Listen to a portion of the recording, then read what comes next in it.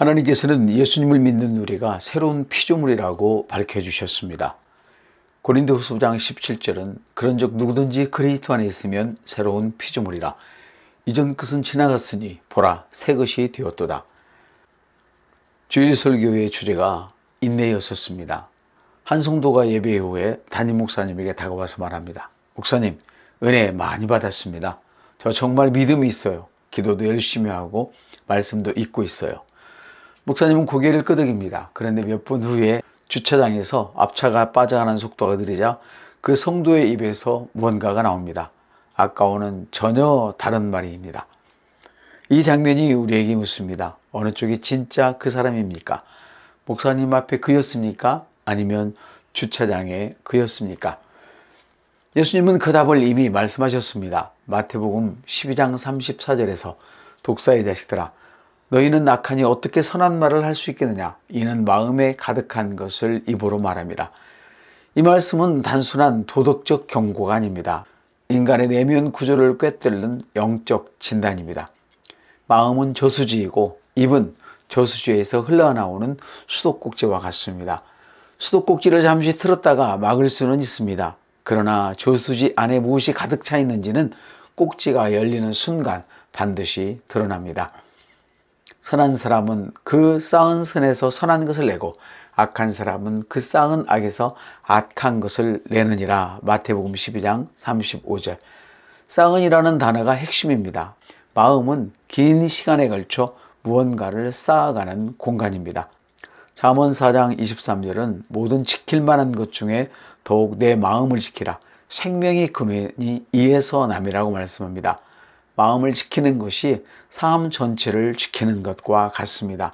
말은 마음에서 나오고 행동은 말에서 나오며 운명의 행동에서 나오기 때문입니다. 많은 분들이 기도 시간에 정말 믿음의 언어를 사용합니다.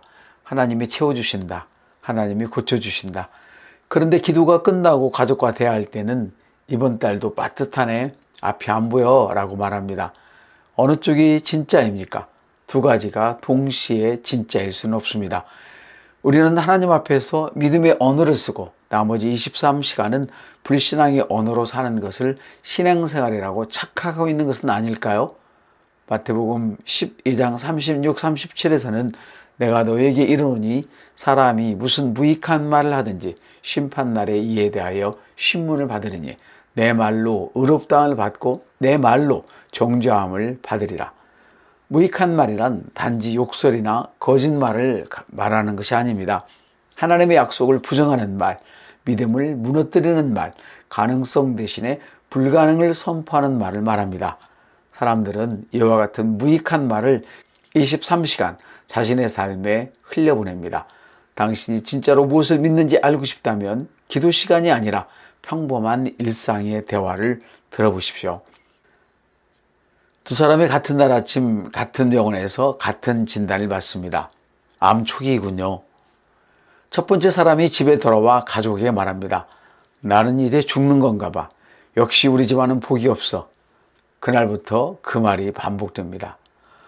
두 번째 사람은 병원 복도에서 조용히 말합니다. 주님, 당신이 나를 고치셨습니다. 주님이 채찍에 맞음으로 나는 나음을 얻었습니다. 그 말은 다음 날도 또 다음 날도 반복됩니다. 같은 진단, 같은 출발점, 그런데 두 사람의 말이 완전히 다른 방향을 향했습니다. 그리고 말의 방향이 믿음의 방향을 만들어냅니다. 대부분의 사람들은 믿은 것을 말한다는 원리를 한 방향으로만 이해합니다. 그러나 이것은 강력한 양방향 순환입니다. 로마서 10장 17절을 보십시오. 그러므로 믿음은 들음에서 나며 들음은 그리스도의 말씀으로 말미암았느니라 말씀합니다. 여기서 사이클을 보면 마음이 있는 것을 말한다. 내가 그 말을 귀로 듣는다. 들음으로 그것을 더 깊이 믿게 된다. 더 깊이 믿게 된 것을 다시 말한다. 그리고 다시 내가 그 말을 귀로 듣는다. 이렇게 이 사이클은 한번 시작되면 스스로 가속되기 시작합니다. 처음에는 잘 안 믿어지더라도 같은 말을 반복하면 결국 믿게 됩니다. 법칙 자체는 중립적인 것입니다. 그러나 무엇을 그 안에 집어넣느냐에 따라 결과는 완전히 갈립니다. 예수님이 이 말씀을 하신 것은 우리가 문제 앞에서 어떻게 말해야 하는지를 가르치기 위함이었습니다. 마가복음 11장 23절에서는 누구든지 이 산들어 들려 바다에 던지라 하며 그 말하는 것이 이루어질 줄 믿고 마음이 의심하지 아니하면 그대로 되리라고 말씀하시는데, 그 말이 이루어질 줄 믿고 마음에 의심하지 않으면 그대로 됩니다. 산이 커진다는 말을 믿고 의심하면 산은 정말로 커집니다. 예수님은 산에게 들리어서 바다에 던지우라고 말하라고 명령하셨습니다. 이것은 상황을 부정하라는 것이 아닙니다. 상황보다 더 큰 권위를 가진 하나님의 말씀으로 선포하라는 것입니다. 시편 107편 2절에 보면 여호와의 속량받은 자들은 이같이 말할지어다. 여호와께서 대적의 손에서 그들을 속량하시되, 여기서 이같이 말할지어다는 속량받은 자들의 정체성은 말로 선포되어야 한다는 것을 말하고 있습니다. 보십시오. 잠언 23장 13절에서는 게으른 자는 말하기를 사자가 밖에 있은즉 내가 나가면 거리에서 찢기겠다 하느니라. 이 구절은 자기 예언의 무서움을 경고하는 구절입니다. 나가면 죽는다고 말하는 게으른 자는 그 말 때문에 한 발자국도 내딛지 못합니다. 민수기 13장 33절을 보십시오. 12 정탐꾼 중 10명이 우리는 메뚜기 같다고 말했습니다. 그들은 스스로를 메뚜기라고 선포했습니다. 그리고 그들은 약속의 땅에 들어가지 못하고 광야에서 그 말의 결과를 받았습니다. 그들의 입이 그들의 운명을 결정했습니다. 세상의 흐름은 부정적입니다. 뉴스도, 주변의 모든 대화들도, 소셜미디어도 다 그렇습니다. 우리가 정신을 차리지 않으면 자기도 모르는 사이에 자신의 입으로 자신의 파멸을 예언하게 된단 말이죠. 두 농부가 오랜 가뭄 끝에 하나님 앞에 나가 기도합니다. 첫 번째 농부가 말합니다. 하나님, 3개월째 비가 오지 않습니다. 올해 농사는 망했습니다. 두 번째 농부는 하나님, 당신은 이른 비와 늦은 비를 주시는 분입니다. 감사합니다. 비를 주십니다. 라고 기도합니다. 그런데 두 기도의 내용이 근본적으로 달랐습니다. 첫 번째 농부는 문제를 기도했고, 두 번째 농부는 약속을 기도했습니다.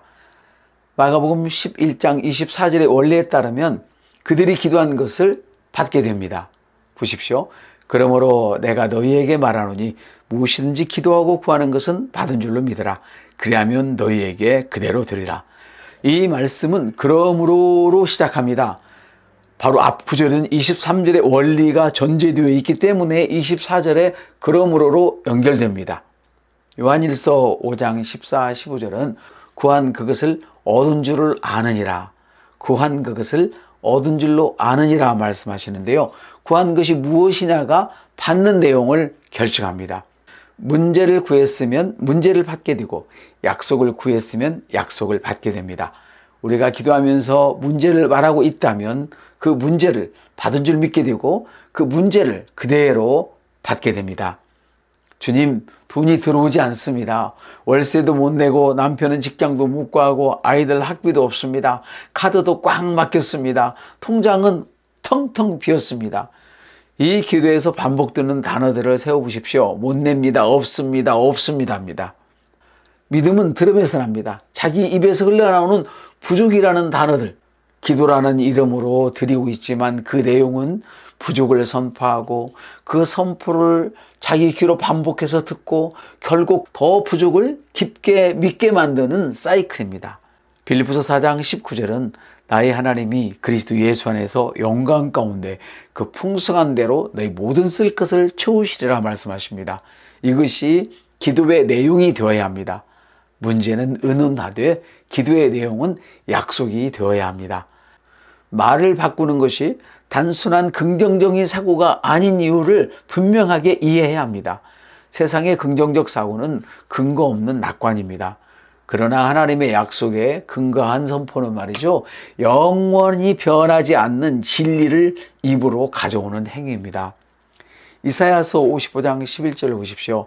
내 입에서 나가는 말도 이와 같이 헛되이 내게로 돌아오지 아니하고 나의 기뻐하는 뜻을 이루며 내가 보낸 일에 형통하리라. 하나님의 말씀은 헛되이 돌아오지 않습니다.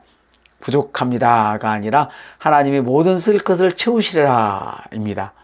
못합니다가 아니라 내게 능력 주시는 자 안에서 내가 모든 것을 할 수 있느니라 입니다. 입에서 흘러나오는 단어가 바뀌면 귀로 들어가는 내용이 바뀌고 결국 마음에 자라는 믿음이 바뀝니다. 한 기수가 500kg짜리 말을 몰고 있습니다. 그 거대한 동물이 기수의 방향대로 움직이는 이유는 단 하나, 입안에 물린 작은 재갈 때문입니다. 거대한 배가 바다 위에 파도와 싸우지만 그것을 방향 짓는 것은 손바닥만한 키입니다. 혀가 그렇습니다. 몸 전체 중에 가장 작은 기관이지만 그것이 방향을 잡으면 삶 전체가 그 방향으로 움직입니다. 그런데 그 방향이 생명을 향할 수도 있고 파멸을 향할 수도 있습니다. 야고보서 3장 2절 5절은 말에 실수가 없는 자라면 곧 온전한 사람이라 능히 온몸도 교훈을 씌우리라. 혀는 작은 지체로되 큰 것을 자랑한다고 말씀합니다. 말에 실수가 있는 자는 자기 몸 전체를 잃어버리게 됩니다.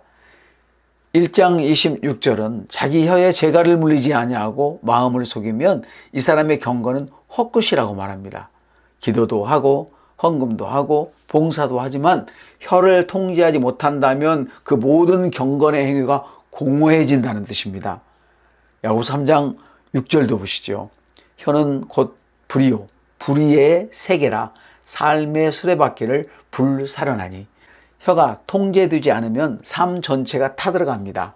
인간관계, 재정, 건강, 미래 이 모든 것이 혀 하나에 의해 불살라질 수 있다는 말이지요.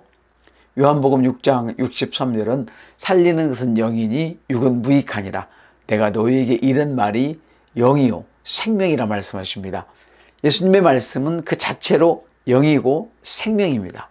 이 말씀을 우리 입으로 따라 말할 때 그 생명이 우리 안에서 작동하기 시작합니다. 잠언 15장 4절을 보시면 온순한 혀는 생명나무지만 패역한 혀는 마음을 상하게 한다고 말씀하시죠. 온순하고 생명을 선포하는 혀는 생명나무처럼 풍성한 열매를 맺게 하고 패역하고 파멸을 선포하는 혀는 마음 깊은 곳으로부터 상처를 만들어냅니다. 우리는 얼마나 자주 죽음의 언어를 일상적으로 씁니까? 죽을 만큼 좋아? 안 가면 죽을 것 같아? 진짜 죽고 싶어? 이러다 미칠 것 같아? 망했다? 이런 표현들은요, 문화 속에서도 워낙 흔하게 사용되다 보니까 우리는 그 무게를 전혀 느끼지 못하고 있습니다. 에베소 4장 29절을 보십시오. 무릇 더러운 말은 너 입 밖에 내지도 말고 오직 덕을 세우는 데 소용되는 대로 선한 말을 하여 듣는 자에게 은혜를 끼치게 하라. 우리가 무심코 던지는 죽음의 말이 정말 이루어질 수도 있습니다. 그것이 우리가 농담조차도 진지하게 통제해야 하는 이유이지요. 한 젊은 지휘관이 최고의 멘토를 잃었습니다. 40년을 함께 광야를 걸어온 모세가 세상을 떠났고 그가 혼자 200만 명을 이끌고 요단강을 건너야 합니다. 앞에는 강이 있고 강 너머에는 여리고 성이 있습니다. 그 땅에는 거인 족속들이 살고 있습니다. 그 순간 하나님이 여호수아에게 말씀하셨습니다. 전략을 주신 것도 아니었고 능력을 부어주신 것도 아니었습니다. 하나님이 주신 비결은 단순하고도 충격적인 것이었습니다. 이 율법책을 내 입에서 떠나지 말게 해라. 이거 하나입니다. 군사 전략이 아니라 입이었습니다. 보시죠. 여호수아 1장 8절. 이 율법책을 내 입에서 떠나지 말게 하며 주야로 그것을 묵상하여 그 가운데 기록된 대로 다 지켜 행하라. 그리하면 내 길이 평탄하게 될 것이며 내가 형통하리라. 말하면 들리고 들으면 믿음이 생깁니다. 그 믿음으로 행하면 형통이 따릅니다. 중요하니까 다시 한번 할게요. 말하면 들리고 들으면 믿음이 생깁니다. 그 믿음으로 행하면 형통이 따라옵니다. 시편 1편 2, 3절에 보면 오직 여호와의 율법을 즐거워하여 그 율법을 주야로 묵상하는 자로다. 그는 시냇가에 심은 나무가 어떻게 해요? 형통한다고 그러잖아요. 묵상은 단순히 생각하는 것이 아닙니다. 히브리어로 하가라고 하는데요. 웅얼거린다, 중얼거린다. 말씀을 입으로 낮게 읊조리고 되풀이하고 선포하는 것을 의미합니다. 이 여호수아 1장 8절에는 세 가지 명령이 한 묶음으로 묶여 있죠. 첫째는 입에서 떠나지 말게 하라. 두 번째는 주야로 묵상하라. 세 번째는 그대로 행해라. 야고보서 1장 22절을 보세요. 너희는 말씀을 행하는 자가 되고 듣기만 하여 자신을 속이는 자가 되지 말라. 행하기 위해서는 먼저 들어야 하고 들으려면 먼저 말해야 합니다. 말하면 들리고 들으면 믿게 되고 믿으면 행하게 됩니다. 형통은 하나님이 일반적으로 부어주시는 것이 아니었습니다. 그 책임은 여호수아 본인에게 있었습니다. 그가 말씀을 입에 두고 묵상하고 행하는 것에 대해 하나님이 응답하시는 것입니다. 우리 중 많은 사람들이 저는 그냥 하나님 뜻대로 살래요 라고 말합니다. 들으면 참 겸손해 보이고 거룩해 보이기까지 합니다. 그런데 이것이 실제로 책임 회피일 수 있습니다. 갈라디아서 6장 7절을 보면 사람이 무엇으로 심든지 그대로 거두리라고 말씀합니다. 씨를 심지 않는 농부에게 추수는 없습니다. 신명기 18장 1, 2절도 보십시오. 내가 내 하나님 여호와의 말씀을 삼가 듣고 지켜 행하면 이 모든 복이 내게 임하며 내게 이른다. 축복이 자동으로 오는 것이 아닙니다. 말씀을 삼가 듣고 지켜 행할 때 복이 따라옵니다. 여호수아는 바로 이 원리를 삶으로 살았습니다. 그는 하나님 뜻대로를 핑계 삼아서 가만히 앉아있지 않았습니다. 말씀을 입에 두었고 묵상했고 행동했습니다. 형통은 거저 주어지는 것이 아니라 말씀을 입에 두고 행한 자에게 따라오는 것이었습니다.